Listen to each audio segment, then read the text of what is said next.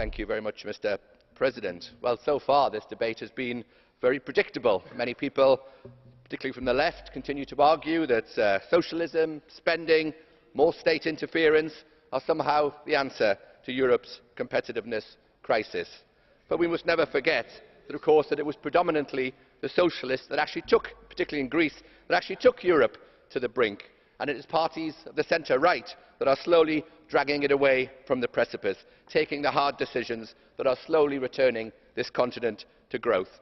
And Minister, much as I enjoyed your speech this morning, I have to say there is something deeply ironic about a minister from Greece coming here, arguing with us and telling us how to reduce youth unemployment. And yet many on the left, and Mr Swoboda exemplified this morning, are still arguing for more state spending, more centralisation of power. You are still perpetuating the falsehood that states can somehow create jobs, or that politicians can somehow legislate to create more employment. Surely the experience of recent years shows us that when countries do tighten their belts, spend to invest and restructure their economies, then we begin to see the benefits. We are certainly seeing that in my own country. My Conservative-led government in Britain has stuck with its long-term plan to pay down the deficit, to incite the productive part of the economy and to reform our welfare system. As a result, the economy is now growing faster than any other major European economy. There are 1.3 million more jobs and unemployment is falling sharply. Now, of course, there is still much more to do. The economy is not secure, but it is going in the right direction. And if we compare that to socialist France, public spending there is now equivalent to 56% of national income, the second highest in the Eurozone. Unemployment, it is a 16-year high. Taxes have been sent wealth abroad, and social welfare spending is now the highest in the OECD.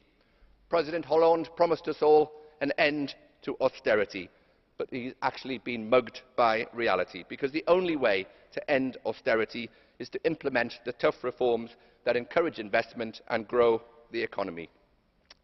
At the EU level, those lessons are starting to apply as well. Already the debate is beginning to shift away from protectionism, away from higher spending and an endless stream of red tape, and towards open markets, better spending and cutting back on regulation. And I welcomed, Mr Barroso, many of the things that you said on that this morning. I only hope that Commissioner Andor, sitting behind you, is actually listening, because of course his unemployment department is doing more to make employing people and actually creating more jobs in Europe as difficult as possible. And for those of us who want to see state spending controlled, the worst possible thing that you could do is to give the EU new powers to raise its own revenue through new own resources. I understand that this afternoon President Schulz and Barroso will join with Prime Minister Samaras and Mr Monti to launch the new high-level group on own resources.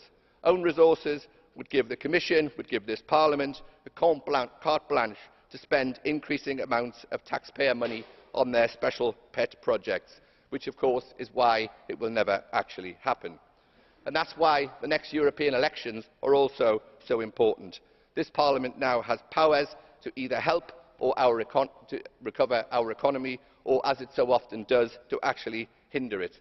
And that is why the parties, certainly in my group, will offer an agenda for the EU that mirrors the reforms being taken in many of our member states, to deliver investment and infrastructure instead of wasteful spending, to deliver deregulation and decentralisation instead of interference, and to open up trade and the single market instead of creating more barriers to business. We are proud to have begun that debate about taking the EU in a new direction, away from its socialist and centralising past. It is a debate that many are now starting to pay lip service to, including Michel Barnier, including even President Schulz. Now it's time to deliver on that agenda so that we can truly make the EU work for its people. Thank you, Mr Chairman.